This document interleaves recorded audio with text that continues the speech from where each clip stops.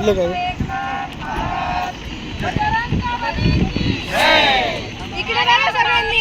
आषाढी वारीनिमित्त राज्यभरातून भाविक पंढरपूरच्या दिशेने रवाना होत आहे. नाशिक जिल्ह्यातूनही हजारोंच्या संख्येनं वारकरी पांडुरंगाच्या दर्शनासाठी पायी दिंडीनं रवाना झालेत. नाशिकच्या पंचक गावातून देखील 30 ते 35 वारकरी भाविक आज विठुरायाच्या भेटीसाठी निघाली आहेत. आषाढी वारीला पंचक गावातून वारकरी भाविक पंढरीच्या वारीसाठी निघाले आहेत. दरम्यान विविध धार्मिक स्थळांना भेटी देत हे वारकरी दिंडी सोहळ्यात सामील होणार आहेत.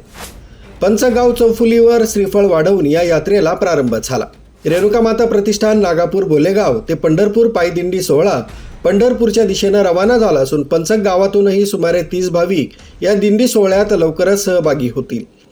हरिभक्त परायण तुकाराम महाराज कातोरे यांच्या मार्गदर्शनाखाली हा दिंडी सोहळा निघाला असून या दिंडी सोहळ्याविषयी हरिभक्त परायण शंकरराव बोराडे यांनी अधिक माहिती दिली.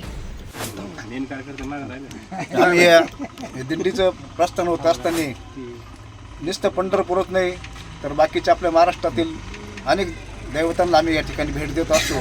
तर प्रथम आम्ही आता कोल्हापूर या ठिकाणी जाणार आहे. देव आळंदी करून कोल्हापूरला प्रस्थान राहणार आहे. कोल्हापूर झाल्यानंतर गाणगापूर, अक्कलकोट, त्यानंतर पंढरपूरला आमच्या 2 दिवस आम्ही पायी दिंडी संघ प्रस्थान करत असतो. आणि त्यानंतर तिथे आदल्या दिवशी एकादशीच्या आदल्या दिवशी नगर प्रदक्षिणा असते. नगर प्रदक्षिणाचा आमचे सर्व वारकरी खूप आनंद घेतात. आणि ते झाल्यानंतर आम्ही त्याच्यातून एकादशीच्या दिवशी एकादशीचं सर्व हे करून त्या ठिकाणी आम्ही परत वापस निघतो. आणि येताना आम्ही शिर्डी, शनेश्वर, मढी असे वगैरे बाकीचे जे देवस्थान असेल ते करत करत आम्ही आमचा प्रवास परत पंचक या ठिकाणी येतो. तर आमचं या ठिकाणी आता प्रस्थान झालेलं आहे. दरवर्षी आषाढी एकादशी निमित्त आमच्या पंचक येथून दिंडीचं प्रस्थान होत असतं.